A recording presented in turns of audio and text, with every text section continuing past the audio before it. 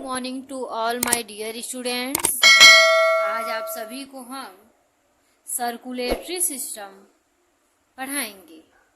तो अगर circulatory system की बात करते हैं तो सर्कुलेटरी सिस्टम जो होता है उसको 3 पार्ट्स में डिवाइड किया गया है, जिसमें पहला होता है हार्ट की स्टडी करते हैं उसमें। दूसरा होता है ब्लड वेसल्स, जिसमें ब्लड की स्टडी की जाती है। और तीसरा है ब्लड, जिसमें हम ब्लड के बारे में पढ़ते हैं। तो आज सबसे पहले हम हार्ट के बारे में स्टडी स्टार्ट करते हैं, ठीक है। To study of heart is known as cardiology, जिसके अंतर्गत हम हृदय की स्टडी करते हैं या पढ़ाई करते हैं उसे क्या कहते हैं, कार्डियोलॉजी कहते हैं। Okay, which doctor are specialized cardiac disease और injury are known as cardiologist. जो डॉक्टर क्या होते हैं कि कार्डियक जो डिजीज होता है या फिर हृदय से संबंधी जो रोग होते हैं या हृदय में कुछ इंजरी हो जाती है तो उसके जो स्पेशलिस्ट होते हैं उन्हें हम क्या कहते हैं, कार्डियोलॉजिस्ट। ठीक है, इसके बाद हम हार्ट की बात करते हैं। तो heart is a circulatory organ. ठीक है, हृदय जो है एक सर्कुलेटरी ऑर्गन है जो कि ब्लड को क्या करता है, पंप करता है। He is a pumping organ, यह एक पंपिंग ऑर्गन है जो कि ब्लड को क्या करता है, पंप करने का कार्य करता है। ठीक है, heart is a muscular organ और हृदय क्या है, पेशीय अंग है। ठीक है, इसके साथ ही weight of human heart is approximately, अगर मानव हृदय की वजन की बात करें तो वह लगभग 300 ग्राम का होता है। इन मेल अबाउट 280 to 340 ग्राम। अगर हम बात करें मेल में तो इसका वजन 280 से 340 ग्राम का होता है। इन फीमेल अबाउट 230 to 280 ग्राम। अगर फीमेल की बात करें तो उसका जो हृदय का वजन होता है 230 से 280 ग्राम का होता है। A new born baby is about 20 to 30 ग्राम। अगर न्यू बॉर्न बेबी कोई हुआ है, नवजात बच्चा है, तो उसके हृदय का वजन 20 से 30 ग्राम का होता है। पोजीशन ऑफ हार्ट, अगर हृदय के पोजीशन की बात करें तो heart are present in chest cavity. जो हृदय होता है वो चेस्ट कैविटी में आपके स्थिर होता है। ठीक है, वक्ष गुहा में। और मीडिया स्टर्नम स्पेस, या फिर उसे क्या कहते हैं, मीडिया स्टर्नम स्पेस कहते हैं या कार्डियक नॉच कहते हैं। ठीक है, कार्डियक नॉच भी इसे कहते हैं। प्रेजेंट लेफ्ट लंग, जो कि कार्डियक नॉच का होता है, ये लेफ्ट लंग में क्या होता है, प्रेजेंट होता है। ठीक है, शेप ऑफ हार्ट इज, अगर हम बात करें हृदय की शेप की तो क्लोज फिस्ट के आकार की होती है, मीन्स बंद मुट्ठी के आकार की होती है, ऐसी। ठीक है, ओके, आगे देखिए। Heart are located in below 2 to 6 ribs. अगर हृदय की बात करें तो वो लोकेटेड होता है 2 से 6वें हड्डी के जो रिब्स होते हैं। ठीक है, लंग की जो हड्डियां होती है उसके बीच में, सेकेंड से कितने, 6 के बीच में। Okay, 70 to 80% heart are present in left side of lung. 70 से 80% जो हृदय होता है वो आपके लेफ्ट साइड में, लंग के लेफ्ट साइड में होता है। ठीक है, जो 220 ग्राम तक होता है। ठीक है, आगे हम पढ़ेंगे। अगर हम स्ट्रक्चर की बात करें तो हृदय जो होता है हमारा बहुत ही सेंसिटिव और बहुत ही नाजुक अंग है, वो हमारी बॉडी के लिए बहुत ही बेनिफिशियल अंग है। तो उसको क्या होता है कि कई परत से ढका हुआ होता है। सबसे बाहरी लेयर की बात करें तो इसे कहते हैं पेरिकार्डियम। ठीक है, जो कि मेड बाय 3 लेयर्स, जो कि 3 लेयर से मिलकर बना होता है। ठीक है, अब देखिए पेरिकार्डियम जो है उसके अंदर जो है क्या होता है, फाइबर्स होते हैं और उसके अंदर जो होता है वो ढेर सारा लिक्विड भरा होता है, इसे पेरिकार्डियम फ्लूइड कहते हैं। फिर देखिए ये गोल गोल संरचना ग्रीन पेन से हमने देखा है, इसे क्या कहते हैं, सीरस बोलते हैं। ठीक है, या सेरस बोलते हैं। आगे देखिए, फिर इसके अंदर जो क्या होता है, हृदय लोकेटेड होता है, इसे कार्डियक मसल्स बोलते हैं। कार्डियक मसल्स का ही तो हृदय बना होता है, कार्डियक मसल्स बोलते हैं। ठीक है बेटा, अब हम इसको, ये जो बीच वाला पार्ट है कार्डियक मसल्स वाला, उसको हम क्या करें, बाहर निकाल के अब देखें तो हृदय क्या था, 4 चैम्बर्ड था। ठीक है, 4 कक्षीय था मनुष्य का हृदय, या जितने भी मेमल्स बात करें उनके जो हृदय होती हैं 4 चैम्बर्ड होते हैं। तो स्टार्ट करते हैं चैम्बर्ड की बात। सबसे पहले इसमें राइट ऑरिकल और लेफ्ट ऑरिकल होता है, फिर राइट वेंट्रिकल और लेफ्ट वेंट्रिकल होते हैं। ठीक है, राइट ऑरिकल और राइट वेंट्रिकल के बीच में ट्राइकस्पिड वाल्व होता है। लेफ्ट वेंट्रिकल लेफ्ट ऑरिकल और लेफ्ट वेंट्रिकल के बीच में डाइकस्पिड वाल्व होता है। ठीक है, जिसे मिट्रियल वाल्व भी कहते हैं। ये क्वेश्चन पूछा जाता है, मिट्रियल वाल्व आर प्रेजेंट इन, तो आपको पता होना चाहिए किसके किसके बीच में होता है। ओके, नेक्स्ट आगे देखिए,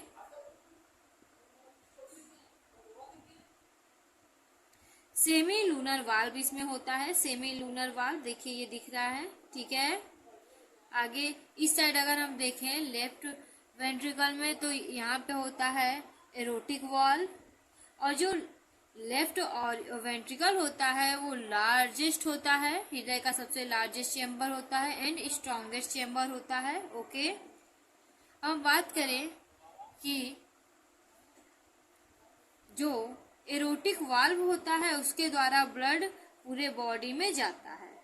ठीक है, अब हम बात करेंगे कि जो लेफ्ट साइड होता है उधर क्या होता है, प्योर ब्लड होता है, लेकिन राइट साइड में क्या होता है, डीऑक्सीजनेटेड ब्लड होता है, इसे इम्प्योर ब्लड कहते हैं। ओके, इसके आगे हम पढ़ेंगे, ये जो बीच में जिसकी वजह से हृदय चारों पार्ट में डिवाइड होता है उसे क्या कहते हैं, सेप्टम कहते हैं ना। तो सभी पार्ट के बारे में अभी हम लोग समझ लिए, और इसके बाद अभी हम नेक्स्ट पार्ट में यहाँ पे पढ़ेंगे। ठीक है, इसमें हम लोग सर्कुलेशन की बात करेंगे कि ब्लड किधर से आता है और कहाँ प्यूरिफाई होता है और किधर से जाता है। ओके, तो स्टार्ट करते हैं। हार्ट में ब्लड सबसे पहले सुपीरियर वेना कावा और इंफीरियर वेना कावा के through impure blood right auricle में आता है।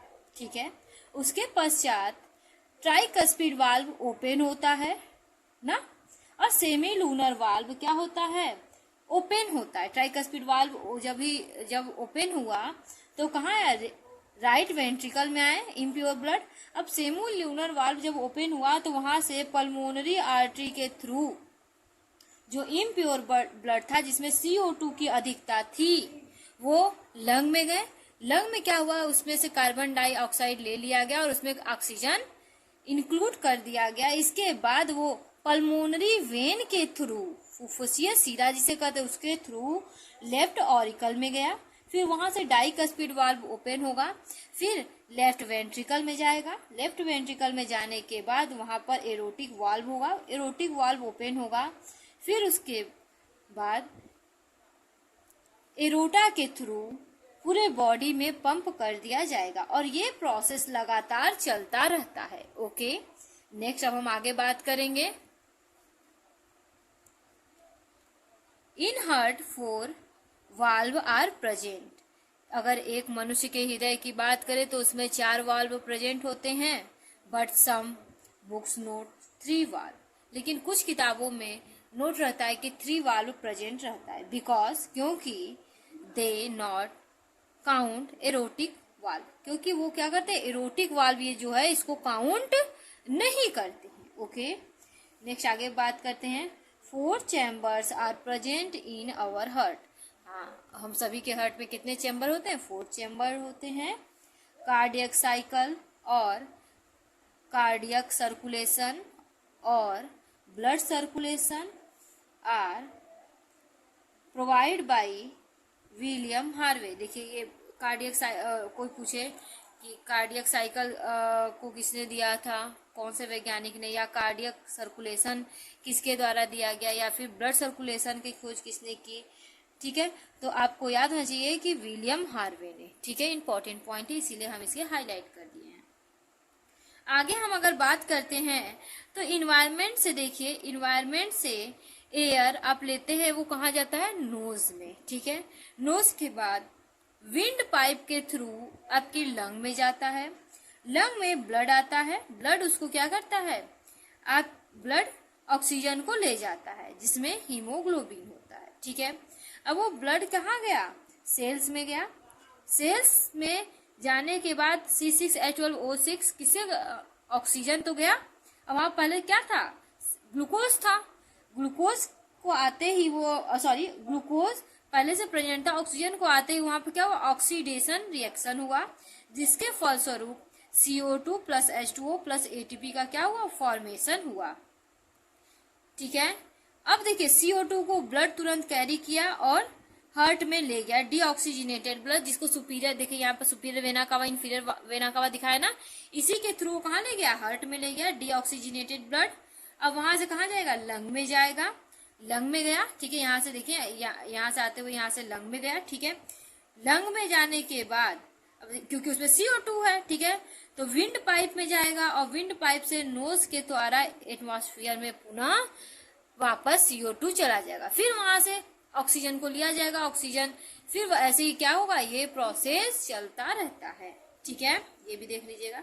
अब नेक्स्ट है blood purification takes place in lung. Blood का अगर प्यूरिफिकेशन की बात करें तो कहाँ होता है, लंग में होता है, ठीक है। Blood filtration takes place in kidney. अगर ब्लड फिल्ट्रेशन की बात करें तो वो किडनी में होती है, बहुत इंपॉर्टेंट बात है। देखिए प्यूरिफिकेशन और फिल्ट्रेशन दोनों में बहुत डिफरेंस है, और अगर ब्लड के प्यूरिफिकेशन की बात करते हैं तो वो लंग में होता है, और ब्लड के फिल्ट्रेशन की बात करते हैं तो वो कहाँ होता है, किडनी में होता है। विशेष ध्यान देंगे इस पॉइंट पर, ठीक है।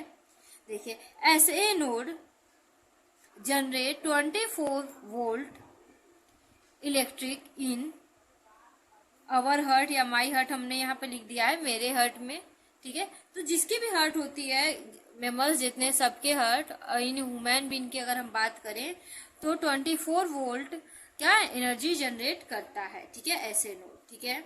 Next the time of one heart beat is, अगर एक हृदय की धड़कन की बात करें तो 0.8 सेकेंड में क्या होता है, वो कंप्लीट हो जाता है। इम्प्योर ब्लड किस में रहता है, वेन में रहता है, जिसे सीरा कहते हैं, ठीक है। प्योर ब्लड की अगर बात करें तो वो आर्टरी में रहता है, जिसे हम क्या कहते हैं, धमनी कहते हैं, ओके। नेक्स्ट देखिए हम बहुत ही स्पष्ट चित्र बनाने की कोशिश किए हैं जिसके द्वारा आपको ब्लड सर्कुलेशन समझ में आ जाए, ओके। देखिए तो स्टार्ट करते हैं। सबसे पहले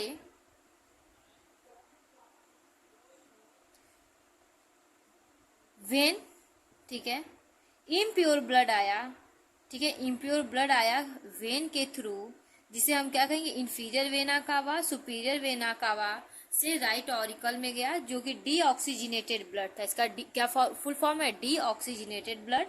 फिर ट्राइकस्पिड वाल्व ओपन हुआ, ट्राइकस्पिड वाल्व ओपन होते ही वो कहाँ गया, राइट वेंट्रिकल में, राइट वेंट्रिकल में आने के पश्चात सेमी लूनर वाल्व क्या हुआ, ओपन हो गया, और सेमी लूनर वाल्व से पल्मोनरी आर्टरी के थ्रू वो लंग में गया, पल्मोनरी आर्टरी के थ्रू जब वो लंग में गया तो वहां से फिर कहाँ जाएगा, पल्मोनरी वेन में, जहां O2 वहां मिला दिया जाएगा उसमें ब्लड में। अब वो प्योर हो चुका है तो फिर वो कहाँ आएगा, लेफ्ट ऑरिकल में, जो कि ऑक्सीजनेटेड ब्लड है। फिर उसके बाद डाइकस्पिड वाल्व, हाँ देखिए डाइकस्पिड वाल्व या बाइकस्पिड वाल्व या मिट्रियल वाल्व, 3 नाम है इसके, ठीक है, तो ध्यान देंगे। फिर उसके बाद वो कहाँ आएगा, लेफ्ट वेंट्रिकल में, जिसे लार्जेस्ट एंड स्ट्रॉन्गेस्ट, ठीक है, पार्ट ऑफ हार्ट कहते हैं। सबसे बड़ा और सबसे ताकतवर पार्ट ऑफ हार्ट की अगर हम बात करें तो लेफ्ट वेंट्रिकल होता है। इसमें देखिए एरोटिक वाल्व क्या होगा, ओपन होगा, ओपन होते ही ये पूरे बॉडी में क्या किया जाएगा, चला जाएगा। बॉडी में जाने के बाद वो कहाँ जाएगा, ऑर्गन में जाएगा, फिर ऑर्गन से सेल में जाएगा, और सेल में CO2 फिर से आएगा, तो CO2 उसमें मिला तो वो इम्प्योर हो गया। अब इम्प्योर ब्लड वेन फिर लेकर जाएगा इंफीरियर वेना कावा, सुपीरियर वेना कावा के थ्रू, फिर वो कहाँ जाएगा, राइट ऑरिकल में, राइट ऑरिकल से ट्राइकस्पिड वाल्व फिर ओपन हुआ, फिर वो कहाँ गया, राइट वेंट्रिकल में, फिर सेमीलूनर वाल्व, फिर ये प्रोसेस लगातार क्या होता है, चलते रहता है। ओके, आशा करती हूँ आप सबको ये सब समझ में आ रहे होंगे। बहुत इंपॉर्टेंट है आपके 12th लेवल के लिए भी, और इसके बाद अगर आप बीएससी के इंट्रेंस एग्जाम की तैयारी करते हैं उसके लिए भी, और बीएससी में अगर आप पढ़ रहे हैं उसमें भी सर्कुलेटरी सिस्टम है तो उसके लिए भी बहुत इंपॉर्टेंट। सर्कुलेटरी सिस्टम कहीं भी पूछे, अगर आपको ये फिगर जो हम बना बना कर आपको समझाने का कोशिश करें, अगर ये अच्छे से तैयार हो गया तो सर्कुलेटरी सिस्टम में कोई प्रॉब्लम हो ही नहीं सकती। ठीक है, नेक्स्ट हम यहाँ पे एक छोटा सा फ्लो चार्ट बनाए हैं जो कि आप सभी को समझाने की कोशिश करते हैं, और आशा करती हूँ कि आपको समझ भी आएगा। ठीक है, तो स्टार्ट करते हैं। सबसे पहले डीऑक्सीजनेटेड ब्लड, जिसमें CO2 की मात्रा क्या अधिक है, हम इसे इम्प्योर ब्लड कहते हैं। ठीक है, ये देखिए ऑर्गन्स से कहाँ जाएगा, वेन के थ्रू सुपीरियर वेना कावा और इंफीरियर वेना कावा में जाएगा। इसके बाद राइट ऑरिकल्स में जाएगा। ठीक है, फिर ट्राइकस्पिड वाल्व ओपन होगा। देखिए यहाँ ट्राइकस्पिड वाल्व को यहाँ पे हम समझा भी रहे हैं, आप लोगों को देखते रहिए यहाँ भी। ठीक है, ट्राइकस्पिड वाल्व ओपन हुआ। ट्राइकस्पिड वाल्व ओपन होने के बाद वो राइट वेंट्रिकल में जाएगा। ठीक है, इसमें इस वाले पार्ट में। फिर वहां से सेमी लूनर वाल्व ओपन हुआ। देखिए ये वाला वाल्व ओपन हो गया। फिर पल्मोनरी आर्टरी के थ्रू डीऑक्सीजनेटेड ब्लड, देखिए पल्मोनरी आर्टरी के थ्रू ये कौन सा डीऑक्सीजनेटेड ब्लड है, वो कहाँ जाएगा, लंग में जाएगा। लंग में देखिए यहाँ पे हम बनाए CO2 और O2 एक्सचेंज होगा। ठीक है, इसके बाद देखिए मतलब प्यूरिफिकेशन होगा। इसके बाद वो कहाँ जाएगा, पल्मोनरी वेन में जाएगा। पल्मोनरी वेन ये लिखा होगा। इसके बाद लेफ्ट ऑरिकल में जाएगा, लेफ्ट ऑरिकल में गया। फिर वहां बाइकस्पिड वाल्व ओपन हुआ, ओपन हो गया। ठीक है, दिख रहा है ना यहाँ फिगर में, एकदम क्लियर, इतनी क्लियरिटी के साथ आप लोग को बता रहे। अगर इसमें भी नहीं समझ आया तो बहुत दिक्कत होने वाली है, एकदम ध्यान से देखिए, जरूर समझ में आएगा। ओके, देखिए बाइकस्पिड वाल्व में हुआ। फिर बाइकस्पिड वाल्व के बाद वो कहाँ जाएगा, लेफ्ट वेंट्रिकल में, इस वाले चेम्बर में, जो कि सबसे बड़ा चेम्बर, सबसे मजबूत चेम्बर है हार्ट का। फिर उसके बाद एरोटिक वाल्व में गया। एरोटिक वाल्व ओपन हुआ ना, तो एरोटा के थ्रू कहाँ जाए, एरोटिक वाल्व ये ओपन हुआ। अब एरोटा के थ्रू ये पूरे बॉडी में पंप कर दिया गया। ठीक है, अब स्मॉल आर्टरीज में जाएगा, मतलब कि केशिकाओं में जाएगा। केशिकाओं में से आर्टरीज में, आर्टरीज में से आपके सेल्स ऑर्गन्स में, और वहां से फिर ये प्रोसेस लगातार चलता रहेगा। अब देखिए इधर वाला जो पार्ट था जहां से कार्बन डाइऑक्साइड ऑक्सीजन का एक्सचेंज हुआ, पल्मोनरी वेन है, वहां से क्या, वो ऑक्सीजनेटेड ब्लड हो गया, यानी ऑक्सीजन की उसमें लेवल बढ़ गई, और उसे हम क्या कहते हैं, प्योर ब्लड कहते हैं। नेक्स्ट आगे पढ़ते हैं। कभी कभी क्वेश्चन पूछा जाता है एंट्रेंस एग्जाम में, या फिर ऐसे भी क्वेश्चन 1 मार्क से पूछा जाता है, दिल में छेद यानी होल इन हार्ट, ठीक है, वो किसके द्वारा होता है। देखिए जो बच्चे जन्म लेते हैं, जब छोटे से बच्चे, तो डॉक्टर लोग कह देते हैं इनके दिल में छेद है ना, तो गार्जियन बहुत परेशान होते हैं। उसमें होता क्या है, उसको हम कहते हैं, उस रोग को कहते हैं फोसा ओवेलिस, ठीक है, या ब्लू बेबी सिंड्रोम। ये बर्थ टाइम पर ही होता है। ठीक है, इसमें क्या होता है, hole in heart are present between, देखिए जो छेद होता है वो किसके बीच में होता है, राइट ऑरिकल और लेफ्ट ऑरिकल के बीच हो जाता है। देखिए वो जो बच्चे होते हैं उस समय जन्म होता है जब, तो और जब ये सेप्टम के थ्रू ये 4 चेम्बर हार्ट बन रहा होता है, तो यहीं पे क्या होता है, छोटा सा होल हो जाता है, जिसमें ऑक्सीजनेटेड ब्लड, डीऑक्सीजन दोनों क्या होते हैं, मिल जाते हैं, और पूरी ये हार्ट बीट या फिर पूरा ये कार्डियक साइकिल नहीं चलता है, और वो बच्चे का शरीर नीला पड़ने लगता है, और नीला पड़ने उनके जो कि एम्ब्रियोनिक स्टेज था उसमें इसकी डेवलपमेंट पूर्ण नहीं हो पाती है। ठीक है, इसीलिए ये ब्लू बेबी सिंड्रोम होता है। ओके, आप सभी को समझ में आया होगा। अब हम आगे पढ़ते हैं। नेक्स्ट पॉइंट, फिश की अगर हम बात करें तो इन हार्ट 2 चेम्बर्ड, देखिए इनकी अगर बात करें तो इसमें कितना 2 चेम्बर्ड हार्ट होता है। ठीक है, अगर हम बात कर वेल को छोड़कर, ठीक है, वेल क्या है, अपवाद है इसका। Next, weight of well fish heart is approx, अगर व्हेल मछली के हृदय के वजन की बात करें तो वह लगभग 300 किलोग्राम का। देखिए मनुष्य का हृदय लगभग 300 ग्राम का होता है, लेकिन व्हेल का क्या होता है 300 किलोग्राम का होता है। Okay. In bird 4 chambered heart are present, ठीक है। देखिए अगर हम हृदय की बात करें बर्ड यानी चिड़ियों में, पंछियों में, तो उसमें भी कैसा होता है 4 चैम्बर्ड हार्ट होता है। इसके बाद इन स्नेक लिजार्ड फ्रॉग, स्नेक की, लिजार्ड की, फ्रॉग की बात करें तो इसमें 3 चैम्बर्ड हार्ट पाया जाता है, जिसमें 2 ऑरिकल और 1 वेंट्रिकल होता है। देखिए आप फोटो के द्वारा, स्ट्रक्चर के द्वारा समझाने की कोशिश किए हैं। Next in crocodile 4 chambered heart present होता है। देखिए हार्ट आर प्रेजेंट, ठीक है। मेमल्स और रेप्टाइल्स में कितना हार्ट होता है 4 चैम्बर्ड हार्ट होता है। Okay. In cockroach 13 chambered heart are present. देखिए अगर हम कॉकरोच की बात करें उसमें 13 चैम्बर्ड हार्ट होते हैं। ओके। आशा करती हूँ कि आपको ये वीडियो पसंद आया होगा। Okay, thank you.